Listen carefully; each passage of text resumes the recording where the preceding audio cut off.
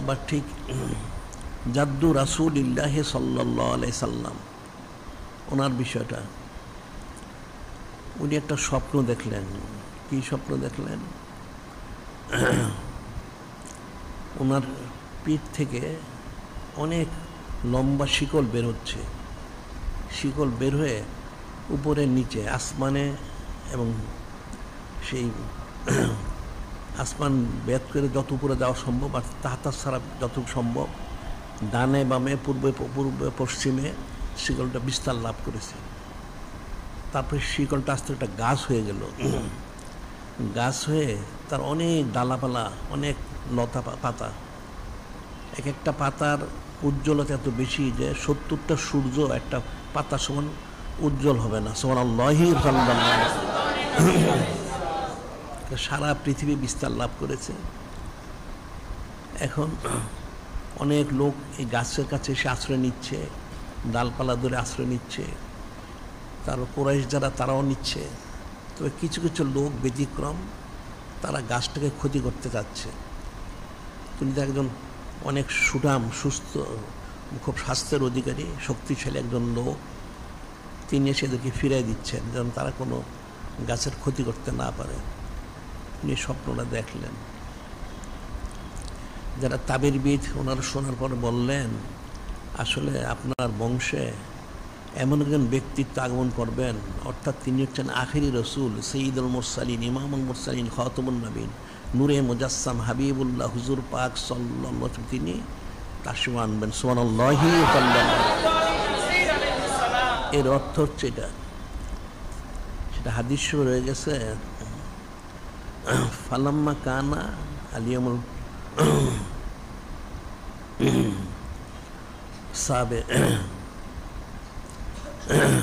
জামা আনহু দা লাহু কুরাইশান কানাল ইয়ামুস সাবেও, অর্থাৎ নূরে মুজাসসাম হাবিবুল্লাহ হুজুর পাক সাল্লাল্লাহু, তিনি যখন তাশরিফ আনলেন, কানাল ইয়ামুস সাবেও, সপ্তম দিন, জামা আনহু হযরত জাদ্দু রাসূলিল্লাহ সাল্লাল্লাহু, তিনি আকিকা মোবারক করলেন।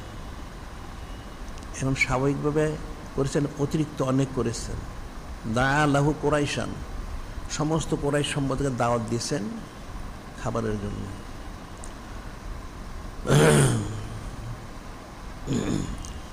ফালাম্মা আকালু ওয়া ক্বালু,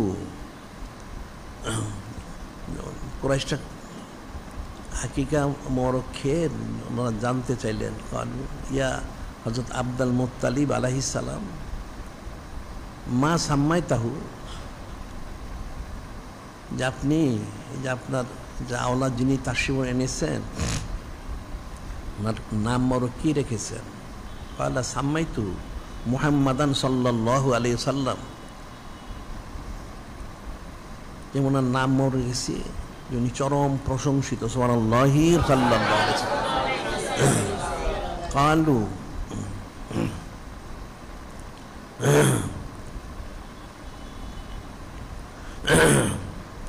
ফামা রাগাবতা বিহি আন আসমাই আহলে বাইতি,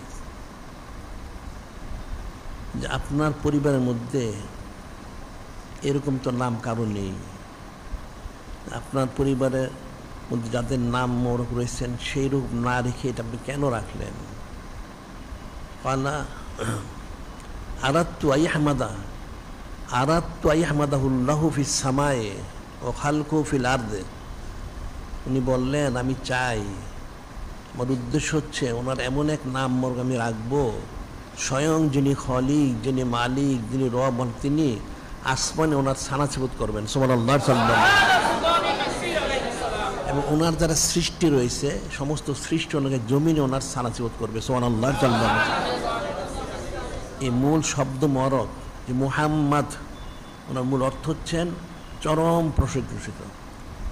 সেটাই হযরত জাদ্দু রাসূলিল্লাহ হযরত আব্দুল মুত্তালিব আলাইহিস সালাম বললেন, আমি এটাই নিয়ত করেছি, আরাদতু আইয়াহমাদাহুল্লাহু